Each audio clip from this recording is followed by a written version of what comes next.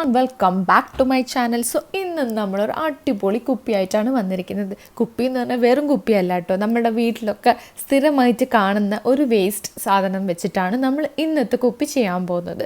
അപ്പം മിക്ക വീഡിയോകളിലും ഞാൻ കണ്ടിട്ടുണ്ട് ആ ഒരു ഐറ്റം ഇങ്ങനെ വെറുതെ വേസ്റ്റായിട്ട് കിടക്കുന്നത്. അപ്പം എൻ്റെ വീട്ടിലും ഉണ്ട്. എപ്പോഴെങ്കിലും ഉപകരിക്കുന്നു വിചാരിച്ച് നമ്മൾ മാറ്റി വെക്കുന്ന ഒരു സാധനം വെച്ചിട്ടാണ് നമ്മളിന്ന് ചെയ്യാൻ പോകുന്നത്. അപ്പം നമുക്ക് അതിനായിട്ട് ആദ്യം തന്നെ ക്ലീൻ ചെയ്തൊരു ബോട്ടിൽ എടുക്കാം. അതിനുശേഷം നമുക്ക് ഫെവിക്കോളും വാട്ടറും കൂടെ ഒന്ന് മിക്സ് ചെയ്തിട്ട് നമുക്കതൊന്ന് അപ്ലൈ ചെയ്തിട്ട് ഒരു ടിഷ്യൂ ജസ്റ്റ് ഒന്ന് ഒട്ടിച്ചു കൊടുക്കാം. അപ്പോൾ ടിഷ്യൂ ഒട്ടിക്കുന്നത് എന്തുകൊണ്ടാണെന്ന് വെച്ചാൽ നമ്മൾ ഇനി യൂസ് ചെയ്യാൻ പോകുന്നത് ചെറിയൊരു പ്ലാസ്റ്റിക് ടൈപ്പ് ഓഫ് സാധനമാണ്. അപ്പോൾ അതൊന്ന് നന്നായിട്ടൊന്ന് സ്റ്റിക്കായി നിൽക്കാൻ വേണ്ടിയിട്ടാണ് നമ്മൾ ടിഷ്യൂ ആദ്യം തന്നെ ഒട്ടിക്കുന്നത്. അപ്പോൾ ടിഷ്യൂ ഒട്ടിക്കാൻ ഇപ്പോൾ ഞാൻ പഠിപ്പിക്കേണ്ട ആവശ്യമൊന്നുമില്ലല്ലോ, ജസ്റ്റ് അത് വെള്ളം തൊട്ടാൽ പോലും ഒട്ടുന്ന ഒരു സാധനമാണ്. അപ്പോൾ നമ്മളൊരു കുറച്ചൊരു ഫെവിക്കോൾ ആഡ് ചെയ്ത് കൊടുത്തു കഴിഞ്ഞാൽ അത് അടിപൊളിയായിട്ട് ഒട്ടിക്കിട്ടും. അപ്പോൾ നമുക്കതൊന്ന് ഒട്ടിച്ചെടുക്കാം.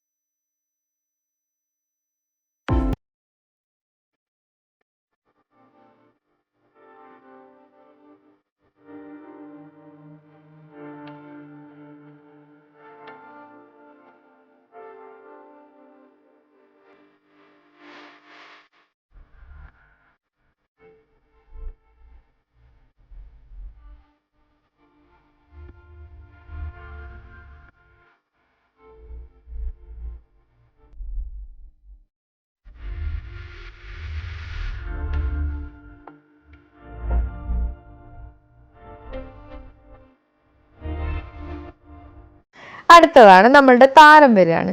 അപ്പം ഇതെന്താണെന്ന് മനസ്സിലായോ എല്ലാവർക്കും? നമ്മളുടെ ഈ കേർട്ടൻസിൻ്റെ ഒക്കെ മേലെ കാണുന്നില്ലേ? അപ്പോൾ ഇതേപോലെ എക്സ്ട്രാ എപ്പോഴും വരും. ഒരു പ്രാവശ്യം വാഷ് ചെയ്തിട്ട് വീണ്ടും ഇടുമ്പോഴത്തേക്കും എങ്ങനെ പോയാലും ഒരു 2 എണ്ണം ബാക്കി വരും. അപ്പോൾ അതെന്തുകൊണ്ടാണെന്ന് ഇതുവരെ എനിക്ക് മനസ്സിലായിട്ടില്ല. എനിക്ക് മാത്രമാണോ ഈ കുഴപ്പമെന്ന് അറിയില്ല. അപ്പോൾ നിങ്ങൾക്കും അങ്ങനെ ഒരു പ്രോബ്ലം ഉണ്ടെങ്കിൽ ഒന്ന് കമൻറ്റ് ചെയ്യാം കേട്ടോ. അപ്പം എങ്ങനെ ഇട്ട് കഴിഞ്ഞാൽ ഒരു 2 എണ്ണം ബാക്കി എന്തായാലും വരും. അങ്ങനെ അത് അടുത്ത് വെച്ച് അടുത്ത പ്രാവശ്യം ഇടാന്ന് വെച്ച് അങ്ങനെ വെച്ചുണ്ടായതാണ് ഈ ഒരുപാടെണ്ണം.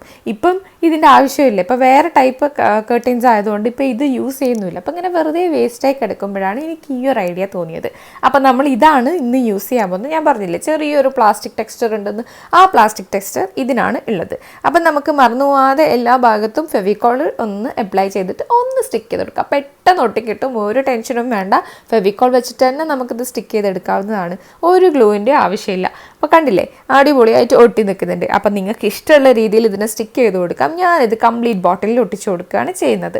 നിങ്ങൾക്ക് വേണമെങ്കിൽ ഇതിന് ഗ്യാപ്പ് ഇട്ടിട്ട് വേറെ എന്തെങ്കിലും മെറ്റീരിയൽസൊക്കെ നിങ്ങൾക്ക് അവിടെ എവിടെയായിട്ട് ഇൻക്ലൂഡ് ചെയ്യാവുന്നതാണ്. അപ്പോൾ ഞാനിപ്പോൾ ഡയറക്റ്റ്ലി ഇത് തന്നെ ചെയ്യുകയാണ്. എനിക്ക് ഫുൾ റൗണ്ട് പാറ്റേൺ ആണ് വേണ്ടത്. അപ്പോൾ അതുകൊണ്ടാണ് ഞാനിത് ചൂസ് ചെയ്യുന്നത് കേട്ടോ. അപ്പോൾ നമുക്കിത് കംപ്ലീറ്റ് ബോട്ടിലൊന്ന് വേഗം ഒട്ടിച്ച് വരാം.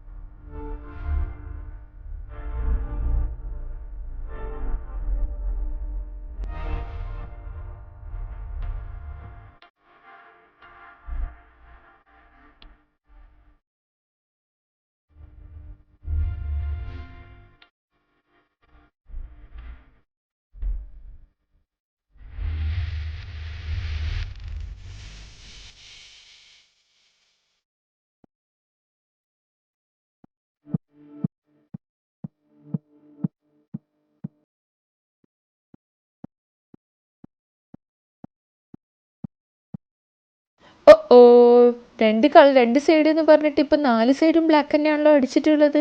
നിങ്ങൾ ഇതായിരിക്കും വിചാരിക്കുന്നുണ്ടാവുക അല്ലേ?